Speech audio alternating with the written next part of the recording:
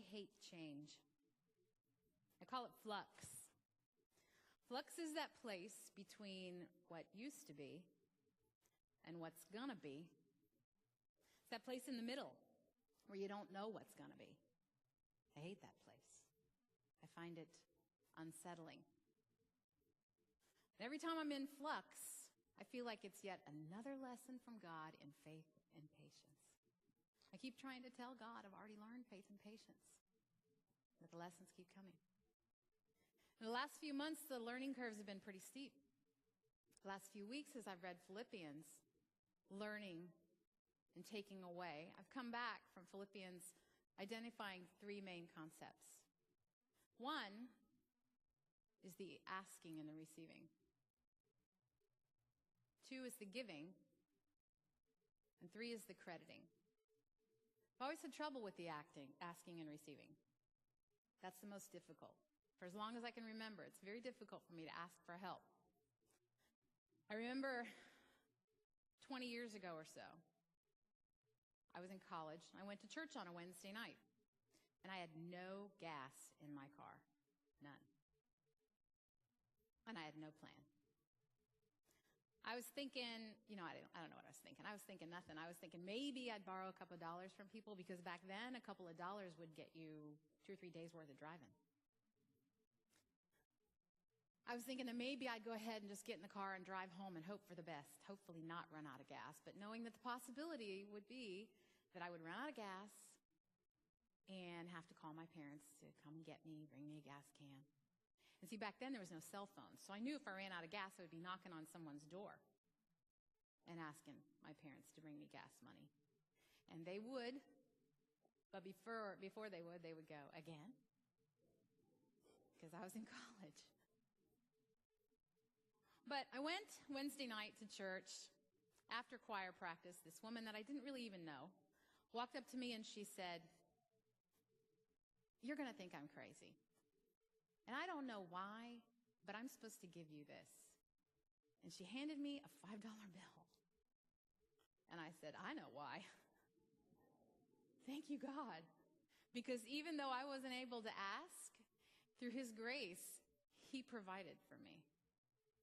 You skip 20 or so years later, why is it that I can't ask my neighbor, 2 doors down, my friend, for help when I find myself alone in my house with 4 little girls under the age of 7 and no toilet paper? You parents know why this is a problem. Why can't I just ask for help?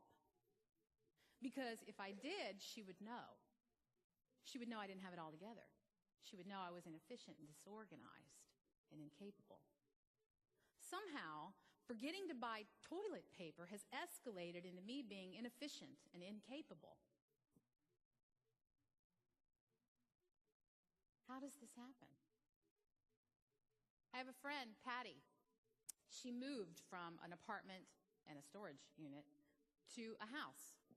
At the time, her boys, all 3 of them, under the age of 10, and her husband broke his collarbone. She told no one. She didn't ask for help. And over the course of a few weeks, she and her 3 boys moved the entire contents of that apartment and storage unit into her new house, and she didn't ask for help. When I found out, I was upset, and I told her. I said, "You took away my opportunity to give to you." I got some nerve, huh? Girl who won't call and ask for a roll of toilet paper. I was upset with her because she did not give me an opportunity to give to her, because she gave to me all the time. She gave to everybody, but she didn't give to me. Why do we do that? I know when I do it. I do it when I pay attention to people who think of me as less.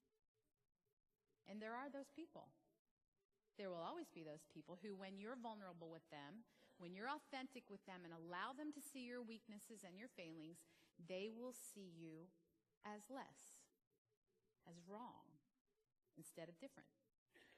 Instead of accepting you and empathizing with you, they'll process the entire time thinking about how you could do things better, how you could do things differently. And of course, different means the way they would do it.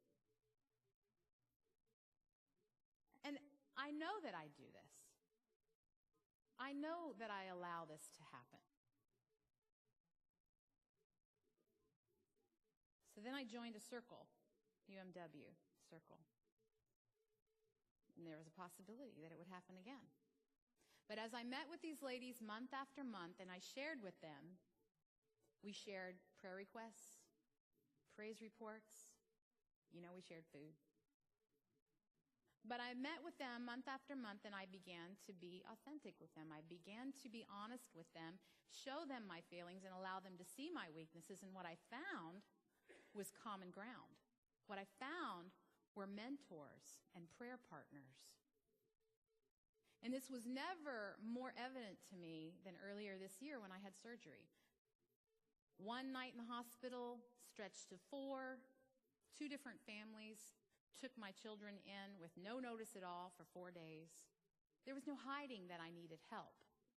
And my circle was there. The praise team that I sing with at 9:30, they were there. They brought me food. Yes, of course, they brought me food. They gave me rides, but mostly they gave me encouragement. And even after all of the circumstances that had led up to that time, I look back at my prayer journal at that time, and I see that I've written, Lord, please help me find the fine line between lazy and rest. Because I was feeling guilty about the resting. And that very day in the mail,